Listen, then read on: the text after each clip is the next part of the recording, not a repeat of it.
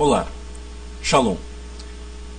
Eu creio que no tempo de Teshuvá, no qual nós estamos vivendo, se faz importante entendermos um pouco sobre a figura do profeta, sobre aquele a quem foi concedida uma mensagem específica, para ser um porta-voz do Eterno de Israel. Bom, nós temos nas Escrituras a pessoa separada pelo Eterno para exercer a função de seu porta-voz, ou seja, alguém que o Eterno usa para falar em seu nome. Alguém que carrega consigo uma mensagem específica. Então nós vamos falar um pouco sobre esta pessoa. Mas não podemos tratar o profeta como um ministério, um serviço, como alguns entendem que está lá referido em Efésios 4:11. Mas essa é uma outra questão. Mas o profeta é um porta-voz que recebeu uma mensagem para ser transmitida. É uma pessoa que exerce uma função de falar, de transmitir. Vamos abordar então um pouco mais sobre isto. Sobre essa questão, a qual em nossos dias ficou muito generalizada e comum. E assim qualquer um que declara a expressão "assim diz o Senhor" tornou-se então sinônimo de profeta. Profeta se tornou muito comum, mas então, para começarmos, a palavra profeta não é um título, mas é uma transliteração adaptada da palavra profetes, do grego, a qual é uma junção de duas, que é pro, que significa antes, e feme, a qual significa tornar os pensamentos de alguém conhecido, e falar. Então, esta palavra feme vem da raiz farn, que significa trazer à luz. Sendo assim, dentro deste caminho da etimologia grega, podemos ter esta pessoa como alguém que fala ou traz à luz antecipadamente os pensamentos de outro. Vou repetir. Alguém que fala ou traz à luz antecipadamente os pensamentos de outro. Mas infelizmente a palavra profeta, por não ter sido traduzida pelo tradutor, mas apenas transliterada, acabou desta forma se tornando um título, tirando o foco da ação e da função, onde se busca mais o status do título. E ainda muitas vezes se acha que fazendo um curso profético, obtendo o título pelas mãos de algum homem, então se tem a ideia que agora há aptidão para falar em nome de alguém. Pode até falar em nome de alguém, mas não no nome do Eterno de Israel. E a palavra correspondente no hebraico para prophet,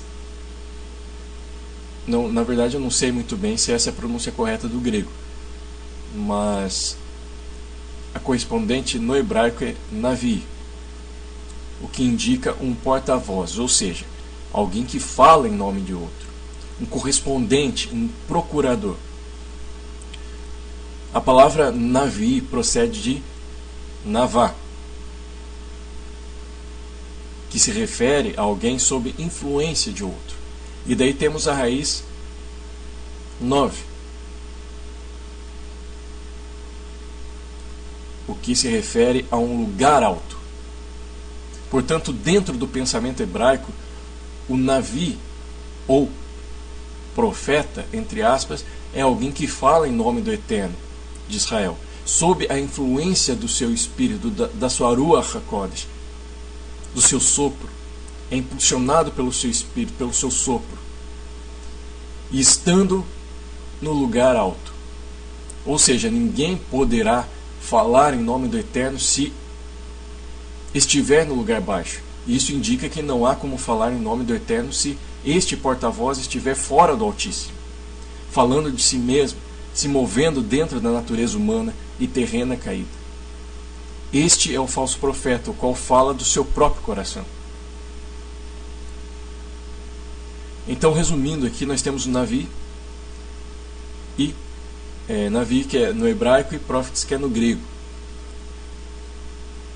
E temos, então, alguém que fala ou traz à luz antecipadamente os pensamentos de outro, e alguém que fala em nome do Eterno de Israel sob a influência do seu sopro, da sua ruach, do seu espírito, e estando então em um lugar alto.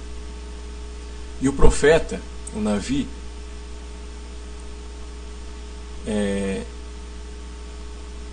aquele que fala em nome do Eterno de Israel, não está preocupado em fazer prosélitos e nem agregar outros à sua visão, e nem está preocupado com a rejeição ou aceitação de sua mensagem, porque a mensagem não pertence a ele, a mensagem não é dele, a mensagem foi concedida a ele, a sua função é liberar a mensagem. A partir daí, quem tem ouvidos para ouvir, ouvirá, e quem não tem ouvidos para ouvir, não ouvirá. A partir do momento que a mensagem é transmitida, a responsabilidade está sobre quem ouve. É como um carteiro que tem a responsabilidade de entregar a carta. Porém, se ela será aceita ou não, se vão abrir a carta ou não, se vão jogar fora ou não, isso não é responsabilidade do carteiro. Isso é responsabilidade de quem recebe a carta. E no pensamento grego, a preocupação está no falar, no como falar, na argumentação, na eloquência, mas no pensamento hebraico bíblico, o foco está muito mais em quem ouve, e como se ouve, e como se entende e vive o que se ouve. Então nós vemos que há uma diferenciação, enquanto no grego a preocupação está no falar, no hebraico está no ouvir. E isso porque a mensagem e a fala pertencem a somente ao Eterno. Portanto, quem tem ouvidos para ouvir, ouça. E geralmente vemos nos escritos do Eterno que a mensagem do Senhor, a qual era e é proferida por aquele a quem o Senhor separa para falar em seu nome, ou seja, para falar expressando a sua identidade, a sua pessoa, porque nome é identidade, nome significa identidade. Mas enfim, esta mensagem está ligada ao passado, presente e futuro. Como assim?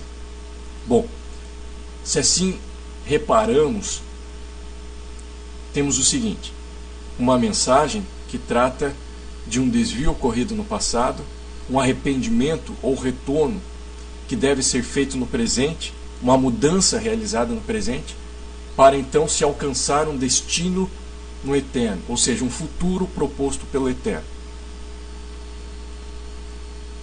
Então nós temos o passado, que está se referindo a um desvio, ao pecado, à transgressão da Torá, um afastamento da aliança. Um exemplo nós temos em Jeremias 44, verso 23, que diz assim: pois queimastes incenso e pecastes contra o Senhor, não obedecestes à voz do Senhor, e na sua lei, na sua Torá e nos seus testemunhos não andastes, por isto vos sobreveio este mal, como hoje se vê. Então nós vemos aqui uma mensagem lembrando do passado. Pecastes, queimastes, obedecestes, não andastes, vos sobreveio este mal, como hoje se vê. Daí ele aponta a consequência no presente. Então o presente está relacionado ao arrependimento, retorno ao caminho, à Torá, ao Eterno, à sua identidade. Jeremias 15:19 podemos ver isso. Portanto, assim diz o Senhor: se tu te arrependeres, eu te farei voltar e estarás diante de mim. Se apartares o precioso do vil, serás a minha boca, e eles se tornarão a ti, mas tu não passarás para o lado deles. Então nós temos aqui o presente. Se tu te arrependeres, hoje, é hoje, agora. E a mensagem relacionada ao futuro, né, é relacionada ao destino, resultados do retorno à obediência. Jeremias 15, 19 é o mesmo que nós vimos agora relacionado ao presente, porque ele fala, então ele propõe um caminho de volta apontando uma direção no presente. Ele fala assim: se tu te arrependeres, se você mudar hoje, então eu te farei voltar e estarás diante de mim. Daí ele traz a mensagem que está proposta no futuro, o destino que está estabelecido no futuro, se houver o arrependimento e mudança hoje, no presente. Mas lógico que isso, né, não é uma regra geral, mas é o que comumente ocorre nas mensagens que nós vemos dos profetas nas Escrituras. Há ocasiões que a mensagem é somente de sentença ou de alerta. Sentença relacionada então à declaração da consequência da desobediência. Jeremias 15, 6, nós podemos ver isso. Tu me rejeitaste, diz o Senhor, voltastes para trás, por isso levantarei a mão contra ti e te destruirei. Estou cansado de ter compaixão. É uma sentença. Temos também uma mensagem de alerta ou de aviso, que é uma declaração de caráter preventivo, para que o povo não receba as consequências da sua transgressão. Vejamos um exemplo em Deuteronômio 28, verso 15. Diz assim: será, porém, que se não deres ouvidos à voz do Senhor teu Elohim, não cuidando em cumprir todos os seus mandamentos e os seus estatutos que hoje te ordeno, então virão todas essas maldições sobre ti e te alcançarão. Então é uma mensagem de aviso, de alerta. Se não for feito isso, acontecerá aquilo. Mas se prestarmos atenção nas mensagens do Senhor por meio dos seus, a mensagem possui o mesmo conteúdo. Desde os tempos de Noé, Moisés, Natã, Isaías, Elias, Eliseu, até Yeshua, e depois por meio dos seus discípulos, e por meio de Paulo, Pedro, enfim. No primeiro século, nenhuma mensagem foi diferente dos profetas antigos. Muito pelo contrário, Yeshua não aboliu nenhuma palavra daqueles que falaram em nome do Eterno antes da sua vinda terrena. E ainda em Atos, declara que a restauração de todas as coisas proferida pela boca dos santos profetas por meio do Espírito se realizará. Então Yeshua não aboliu as palavras dos profetas. E isso é claramente visto em Mateus 5,17. Não penseis que vim revogar a lei ou os profetas.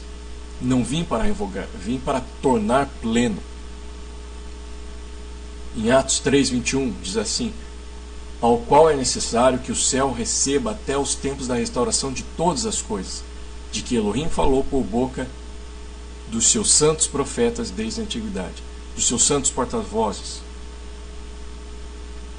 Então essa é a restauração declarada pela boca dos profetas, lá da antiguidade. E os discípulos do primeiro século continuam lembrando das palavras dos profetas, daqueles que falaram em nome do Eterno antigamente. 2 Pedro 3,2.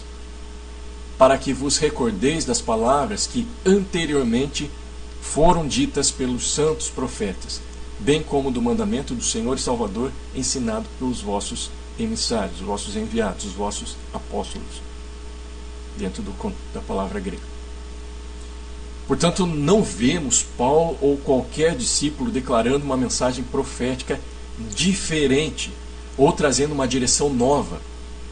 A mensagem sempre foi a mesma desde a saída do Éden, ou seja, de retorno à obediência ao Eterno, ao próprio Eterno, e para isto há alguns meios estabelecidos pelo próprio poder do Eterno. E estes meios, os quais estiveram na boca de qualquer profeta que falou em nome do Eterno desde os tempos antigos, são inseparáveis.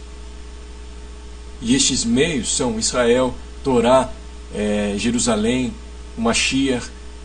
E isto porque se falamos que a pessoa fala em nome do Senhor, dizemos que na boca dessa pessoa deve estar a identidade, ou seja, o nome do Eterno de Israel.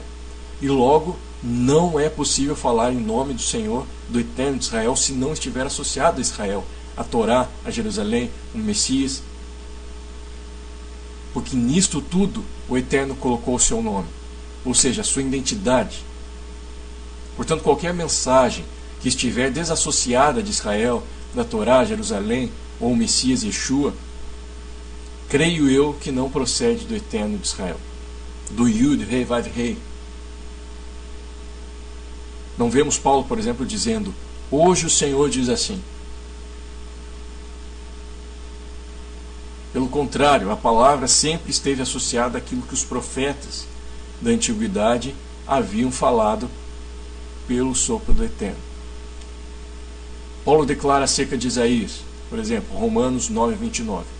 Como Isaías já disse: se o Senhor dos Exércitos não vos tivesse deixado descendência, ter-nos-íamos tornado como Sodoma e semelhantes a Gomorra.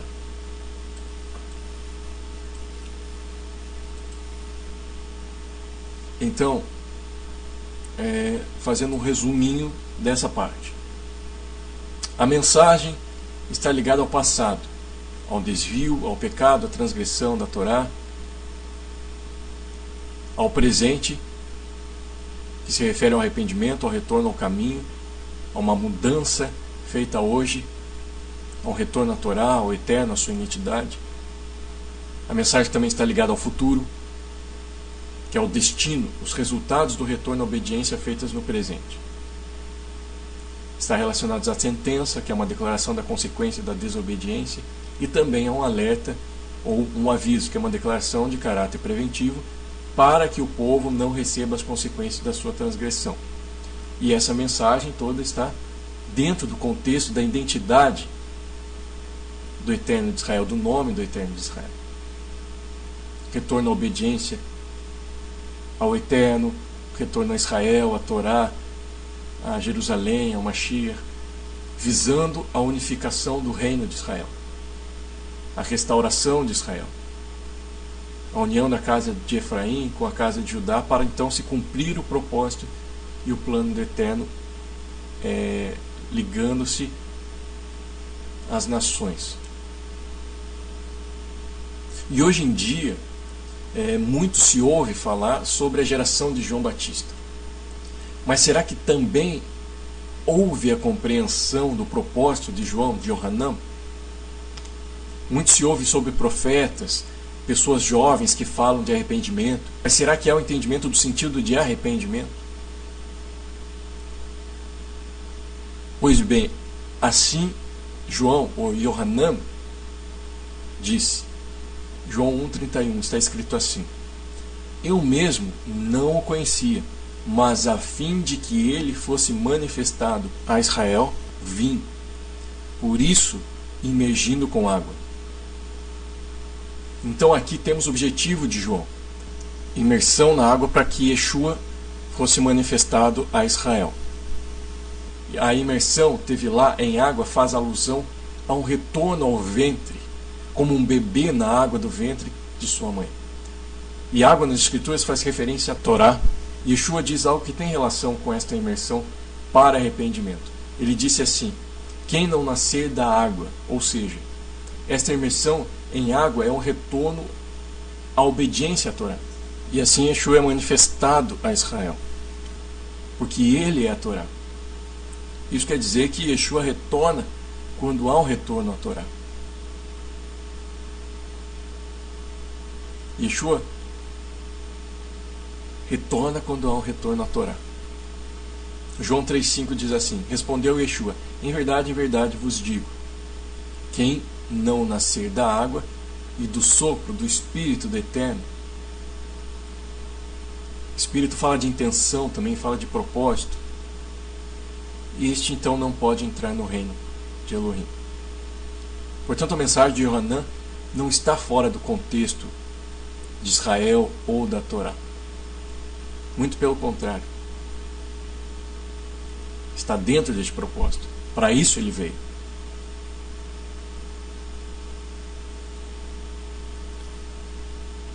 E o profeta, ele fala a partir do deserto. Em 1 Reis, temos o episódio no qual Elias, após ter derrotado os profetas de Baal e jurado de morte por Jezabel, neste meio tempo, Elias foge e se esconde então em uma caverna. 1 Reis 19, verso 9 ao 15, diz assim: ali entrou em uma caverna, onde passou a noite. E eis que lhe veio a palavra do Senhor e lhe disse: que fazes aqui, Elias? E ele respondeu: e eu fiquei só, e procuraram tirar-me a vida.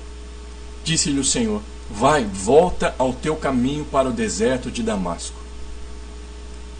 Então Elias entrou por sua própria vontade em um lugar sem luz, sem direção, por causa do medo. Mas este não é o lugar do profeta, este não é o lugar de quem fala em nome do Eterno de Israel. E a este o Eterno diz: volta ao teu caminho, volta ao teu caminho. Muitas vezes vemos nas Escrituras que aqueles separados para falar em nome do Eterno ficaram em conflitos, ficaram em crises, talvez pelo fato de se sentirem sozinhos. E também por causa da mensagem não ser bem aceita. E engraçado que, em certa ocasião, Samuel chega à cidade e lhe perguntam se a sua chegada é de paz.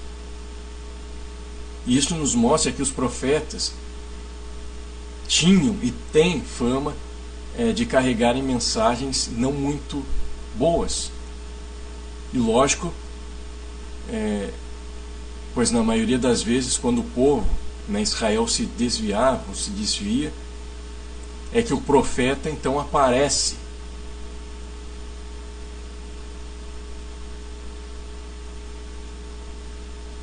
trazendo arrependimento, falando de arrependimento, ou dando a sentença da parte do Eterno.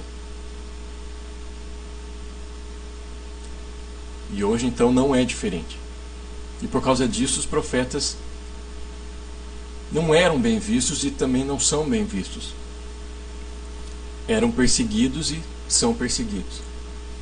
E devido a esta perseguição, o profeta tem a tendência de entrar em cavernas, tem a tendência de se refugiar em lugares sem luz, sem direção. E ainda outro ponto que podemos observar quanto a este é que o Eterno não separou ninguém muito autoconfiante. Pelo contrário, percebemos o Eterno chamando pessoas desprovidas de confiança própria. Se nós olharmos para Moisés, Jeremias, enfim, todos, e creio que assim foi e assim é, porque todo o que é muito autoconfiante, todo aquele que é muito autoconfiante, age na força do seu braço. E ninguém que fala em nome do Eterno pode agir por si mesmo. Mas enfim, o Eterno não conduz o profeta, ele não conduz aquele quem fala em nome do Eterno de Israel a uma caverna. O Eterno não leva a uma caverna, mas ele conduz ao deserto. O lugar do profeta é no deserto. O seu caminhar é um caminhar no deserto, do arrependimento, do silêncio e da humildade. O Senhor disse assim: vai, volta ao teu caminho para o deserto de Damasco. E Damasco significa: em silêncio está o tecelão de pano de saco. Vemos aqui algo relacionado a silêncio e pano de saco, o que nos traz a figura de arrependimento e humilhação. O lugar do profeta é no deserto de Damasco. E deserto nos traz a ideia de um local afastado dos grandes centros, afastado das cidades, isolado do grande número de pessoas, isolado do pensamento da multidão. Nos fala de um local aberto, onde a voz percorre livremente. Nos fala de um local sem habitação fixa. Ou seja, o profeta, aquele que fala em nome do Eterno de Israel, não tem habitação fixa. A sua habitação é o Eterno. ele não faz ninhos, ele não firma pés em denominações, instituições, religião ou coisa desse tipo. Ele caminha na direção do Eterno, sem firmar os seus pés em outra habitação. E assim está escrito a respeito do profeta: voz o que clama no deserto. A voz sai do deserto, a voz precisa sair do deserto. Isaías 43. Voz do que clama no deserto. Ou seja, a voz está no deserto. Preparai o caminho do Senhor, endireitai no ermo vereda ao nosso Eterno. Então, trazendo uma consideração aqui final, ou uma síntese disso que vimos, o profeta é uma especialidade concedida a alguém, a fim de exercer um propósito específico dentro de uma geração específica, sendo um porta-voz que proclama uma mensagem, então a ele confiada. E geralmente essa mensagem é a mesma para cada geração. Ela é adaptada de acordo com a situação geracional do presente. O porta-voz ele é levantado para trazer lembrança daquilo que já foi dito. E existem porta-vozes falsos, os quais falam falsamente, repassando uma mensagem que o Eterno não transmitiu em nenhum tempo, em nenhum momento da história. E há os porta-vozes verdadeiros que falam daquilo que o Eterno, daquilo que do Eterno ouviram, e que também foi ouvido pelos profetas anteriores. O falso profeta afasta o povo da Torá, afasta o povo do Eterno de Israel. O falso profeta tem visões de si mesmos e não compartilha da visão dos outros profetas que foram antes dele. Vejamos então que a mensagem dos profetas de Israel tem em sua essência um mesmo sentido de retorno à Torá, de retorno ao contrato realizado entre o Eterno e seu povo. Uma mensagem de restauração. O falso profeta não entende a restauração e unificação de Israel. Ele não compreende a sua importância. A mensagem dos profetas de Israel, já contrariamente à mensagem do falso profeta, aponta para a restauração de Jerusalém e a unificação do reino de Israel sob a ordem de um rei, o filho de Davi, o Ben Davi. E quando falam às nações estrangeiras, falam de um juízo acerca do mal realizado a Israel. E também falam de uma subida a Jerusalém, a casa de Jacó, onde as nações aprendem a Torá e entram no contrato, entram na Constituição. O falso profeta não tem em sua mensagem essa essência. O falso profeta afasta o povo do caminho original, das veredas antigas, e cria caminhos alternativos, com novas visões, novas mensagens. Geralmente mensagens imediatistas. O falso profeta não tem uma mensagem de retorno ao Eterno, ao Pai, mas fala de um retorno ao caminho do Egito, da servidão, da escravidão, do engano. O falso profeta tem uma visão limitada e incita a rebeldia ao Eterno. O falso porta-voz distorce a visão e o propósito do Eterno de Israel. Já o verdadeiro profeta traz à memória do povo os feitos do Eterno. Ele lembra o povo de quem o tirou do Egito e traz lembrança dessa identidade, da identidade daquele quem tirou o povo do Egito. O falso profeta possui interesses próprios na mensagem transmitida.